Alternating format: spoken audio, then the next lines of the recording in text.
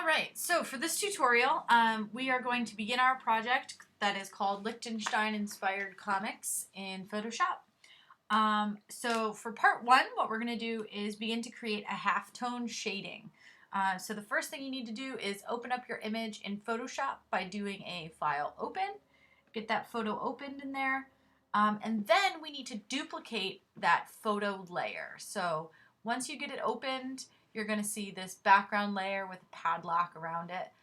What we're going to need to do is single click that layer, drag it down to your new layer button, and let go. That's going to duplicate that layer. Once you've duplicated the layer, go ahead and name that layer Dots, D-O-T-S, and hit enter. And then I want you to create another new empty layer just by single clicking that new layer button. And you should have an empty layer and two identical layers of your photo. So in my case, it's a photo of Audrey Hepburn because she's fantastic. And now what I would like you to do is fill layer one, or this empty layer, with any kind of color you want to use for your background. In my case, I'm going to fill it with the color blue. So I'm going to use my paint bucket, choose my color blue, and just fill that layer with blue. Okay.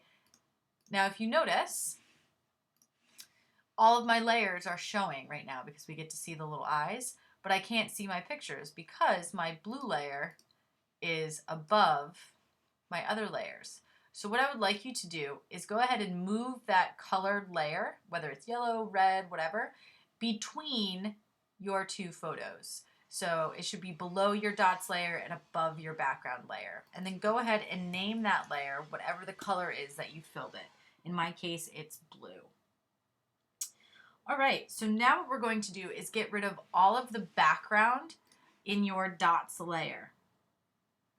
Excuse me.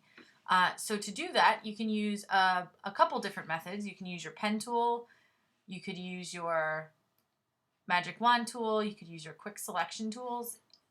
For me, I'm going to use my quick selection tools because it's just a little easier to get a whole bunch of stuff selected all at once. I'm going to use my quick selection tool. And then if you notice, a couple parts of my figure's body was also selected. So I'm just going to use the other selection tool here, the subtract from selection tool, and subtract from the selection around Audrey Hepburn, just so I can, get her shoulders back and that part of the hair that we missed out on, that I accidentally selected, parts of her ears here. All right, so now that we have that selected, we're going to open our Paths palette and create a work path for Audrey. So to do that, oops, click the wrong button. So to do that, we are going to do a open your Paths palette, and to do that, you go to the Window drop-down menu and make sure that there is a check mark next to the word Paths.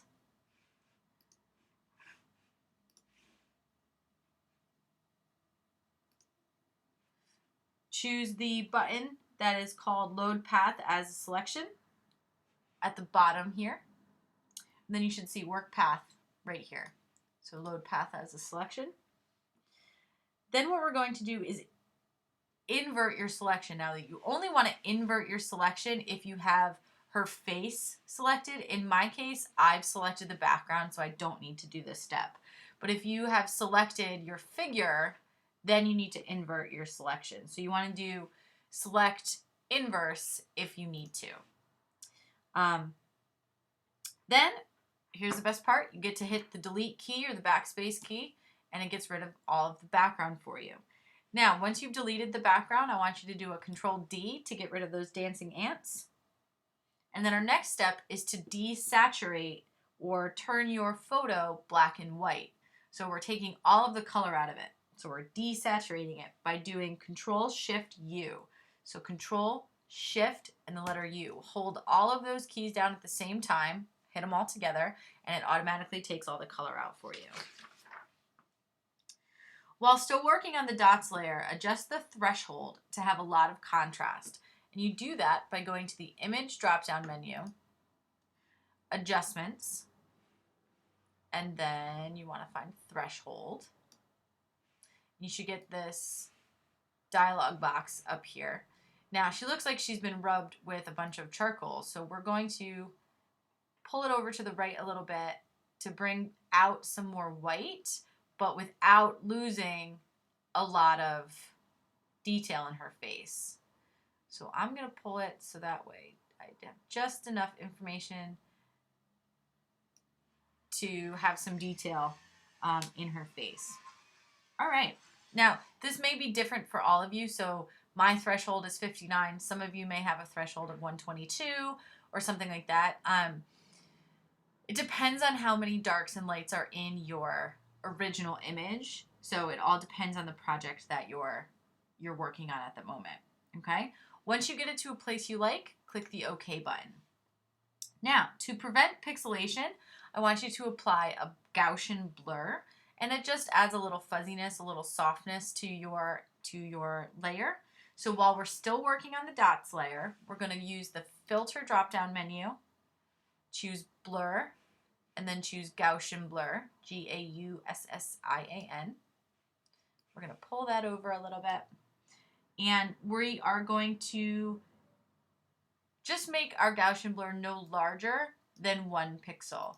Now, some of you may even want this to be 0.5 pixels, so it's not as blurry. I'm actually going to change mine to 0.5, so it's just a little hint. Okay? Once you get that done and you like the way it looks, click OK. You don't want to make it any larger than 1 pixel, otherwise it'll be really super blurry and it'll be like you're wearing someone else's glasses. So right now what I would like you to do is in the layers palette, right click on the dots layer. So right click the dots layer and select duplicate layer. All right, now what we're going to do, excuse me, is change the document pull down menu and choose new. And then name your document dots. So we're going to keep it dots. We're going to name our document dots and then click OK. And what that does is it opens up a new tab with just that layer in it. So it's an easy way to do it without having to copy and paste and go through all of that. Okay?